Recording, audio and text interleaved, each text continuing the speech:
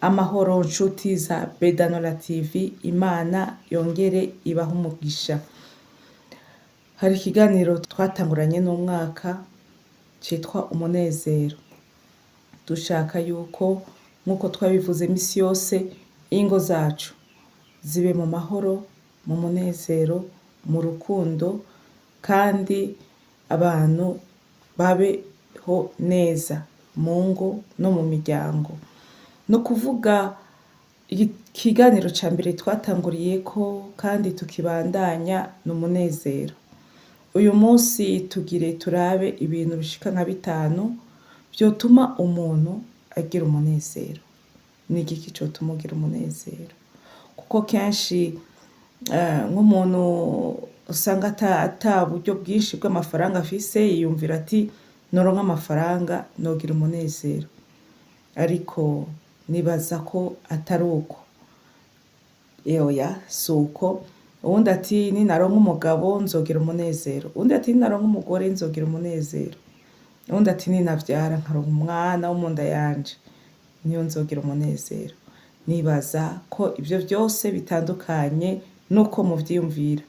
Hinge gatoyi tuvugane ibintu 5 bikenewe cane bizogufasha kuzogira umunezero mu buzima bwawe ukiri mw'isi.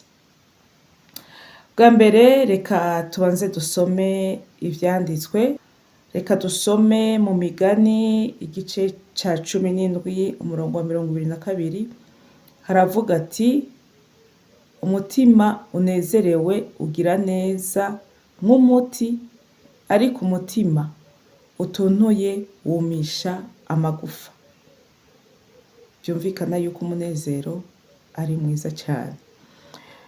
Dusomye no mu Bifilipi haravuga ati mwame munezerwa, mwame munezererwa mu mwami wacu imisi yose, ndabivuze ubugira kabiri nimunezerwe. Ni ijambo rikomeye cane.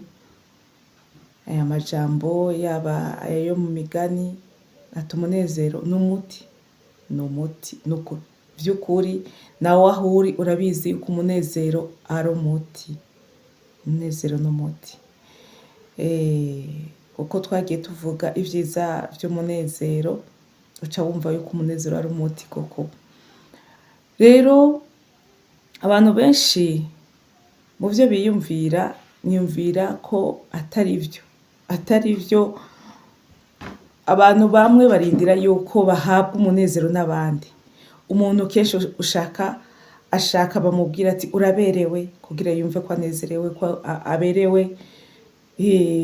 Ati yo usa neza.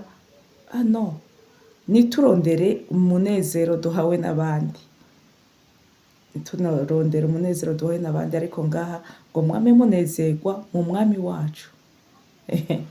Kunezerwa mu mwami wacu. Tunezerwe mu Mana, bizoduha umunezero urama. Naho w'abantu ntabwo urama, ntuteba, n'uw'akanya gato cane. Rero muri ivyo bintu 5, ica mbere cotuma ugira umunezero ni ukwikunda. Ukikunda, ukiyitaho. Wumva ushaka kwambara neza, ambara neza. Wumva ushaka gufungura neza, suma ufungure neza. Niba ushaka kuba ahantu heza, harondere uhabe. Bizoguha umunezero ushaka. Wiyiteho uko ubishoboye. Nturondere ivyo udashoboye. Ica kabiri ni ugukora ikintu wiyumvamwo. Kora ikintu ukunda, atari uko wacigiye, ariko wumva ugikunda gikore, kandi ntugikore kubera abandi bagikunda. Ariko ndaguha akarorero. Nk'ubu warize kwigisha, hanyuma ukaba ukunda cane kubarira, icarahani. Uca uvuga ati reka ngende kwigisha, hanyuma ngarutse ndose akanya mfate imashini nshone ngire icarahani nkunda bizogufasha. Ica gatatu, kora ivyiza utiteze ku ciza bazogusubiza canke bazogukorera, utiteze no kuvugwa neza. Abantu benshi kw'isi tubaho dushaka gukora ivyiza kw'isi kugira abantu bazoduhayagize, bazodushimire, bazotuvuge neza, ariko igitangaje mw'isi imisi yose suko bigenda. Akenshi birashika ntibakuvuge neza, n'ico cubahiro warondera ntukironke. Rero kora iciza, rengana nk'uwutigeze agikora, wumve yuko ari Imana izoguhemba. Ivyo bizoguha umunezero. Ica kane, wisanze mu kintu udakunda ukacisangamwo ntaco wakunda, gerageza ugikunde. Gerageza ugikunde, bizoguha umunezero. Nk'abakristo murazi yuko ntawokunda icaha, icaha ni icaha, ariko ikintu wisanzemwo atari icaha ariko gerageza ugikunde. Nk'ubu wisanze uri mu rugo ugasanga umugabo wawe madame ashaka yuko woza uratega agatambara, akakubwira ati madame nukuri naho udakunda igitambara burya jewe nkunda umugore afunze igitambara, akakubwira ati ufunge igitambara wompimbara cane. Woca ubikora naho wari usanzwe utabikunda kandi ntaco vyoba bitwaye, atari icaha. Canke akakubwira ati madame ego ukunda kwambara amajipo ariko je nkunda burya amakanzu, ndakubonye mw'ikanzu ndahimbagwa. Nawe utaba ukunda ikanzu woca wambara ikanzu, umugabo agahimbagwa. Ica gatanu akaba ari naco ca nyuma, gabanya kwizigira abantu. Ntiwizigire abana b'abantu. Imisi yose uriko urakora ibintu utizigiye kuvyo abantu bazoguha, abantu bazogukorera, biraguha umunezero. Nico gituma Bibiliya igaruka ikavuga ati aravumwe umuntu wese yizigira umwana w'umuntu.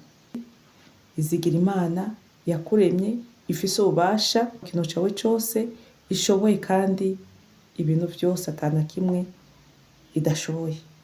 Niwizigira Imana uzogumana umunezero. Mu kurangiza dusenga Imana. Imana iduha umunezero no gutahura ibintu bitanu bikunde mu ngo zacu tube mu mahoro, mu munezero, mu rukundo, mu bumwe no mw'iterambere. Yesu abampere umugisha. Mwami Yesu turagushimiye ko utuzigama ijoro n'umurango, ko utugirira neza bugaca bukira, utugiriye neza kongera kutwibutsa kuri iki kintu c'umunezero. Ibi bintu bitanu abenshi ntavyo twari tuzi, ariko ko bitwigishije dufashe tukwizigire wowe nyene, twikunde, hanyuma dukore ivyiza tutiteze inyungu ku bantu canke ivyiza ku bantu. Mana dukore ivyo dukunda n'ingabirano wagiye uduha muri twebwe, kandi nivyo tuzokwisangamwo Mana, nubwo tutabikunda uduhe kubikunda. Hanyuma utugirire ubuntu, tubane amahoro n'abo twubakanye, utugire amahoro, utugire neza, tube mu mahoro mu miryango yacu no mu ngo zacu uzoba ukoze. Umunezero wawe Mana wamane natwe, abamama, abapapa bagira umunezero, abantu bose bagira umunezero, hanyuma ingo zacu zibeho neza. Ni mw'izina rya Yesu Kristo, amen. Turashimiye mwese mwadukurikiranye, mwumva yuko mwahimbawe, mwashimye kino kiganiro, gisangize uwundi wese, kuko umunezero nta muntu atawifuza, nta muntu atawukeneye. Yesu abaha imigisha yose.